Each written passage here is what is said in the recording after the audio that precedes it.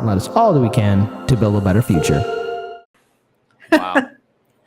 All right. So many of you have been hearing about this scandal involving Brett Favre, the football player, and something going on with welfare funds in Mississippi.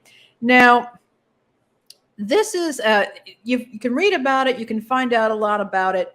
What happened essentially, that it appears the accusation here is that Brett Favre worked with a charity and some government officials to essentially grab funds intended for temporary aid for needy families, which is the welfare benefits program in the U.S. for people with children, and that they were using those funds to support various athletic facilities at a university, but also to pay him for speeches that he never gave. Wow, what a scumbag. The information is out there. I guess he's lawyered up, and it's, this is bad, but I'm not interested. I mean, Brett Favre, if it brings attention to the scandal of TANF, temporary aid for needy families, I'm happy that it happened. So as we all know, back in the 90s, there was this thing called welfare reform, which happened, by the way, under a Democratic administration. And essentially at that time, they said, well, welfare in this country is broken. We're going to end aid for dependent children, and which was provided cash benefits to primarily women with children, single mothers with children. And single mothers with children had already been demonized under the Reagan administration, who kind of spread the myth or the idea of the welfare queen, somebody who was living high on the hog while taking in welfare benefits, even though there was scant evidence that such people actually existed. And the one example that they did find, frankly, welfare fraud was the worst, was the least of her crimes. What happened is that they decided that we're going to shift everything. So the benefits that people are going to get through this federal program, and Roger Meadows asked me to look at this, and I have been. Basically what happened is that they decided that instead of the federal government paying benefits directly to families, the federal government was going to encourage work and personal responsibility by providing block grants to each of the states, and the states could handle these block grants to support getting welfare recipients to work. What this also meant is that the states really didn't have any obligation to actually get any of that cash into the pockets of the poor. And one thing that somebody pointed out in Mississippi, for example, this particular state, a family of 3 that receives temporary aid for needy families gets at maximum $260 a month. Wow. What's happened here is that in fact, this is a long-standing problem with this, that the states have been handed this money to do what they like with, and they've used them as slush funds. They've used them to fill up holes or deficits in other budgets. They've used them to create programs that may have scant effectiveness. There's no evidence that the programs actually work, but they can hire people to administer these programs or to teach classes, in career training, with no real evidence as to whether those programs are actually working.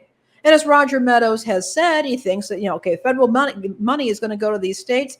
There needs to be federal oversight. Right now, the states are able to use this money as they wish, and as we've seen in this particular scandal, using it to supplement the income of a ex-football player, whose net worth is over $100 million. I just wanted to say this about these athletes, these actors, actresses, and, top celebrity people and politicians. You do realize they're all, they're not really good people. The way the media presents them, they're like our heroes, right?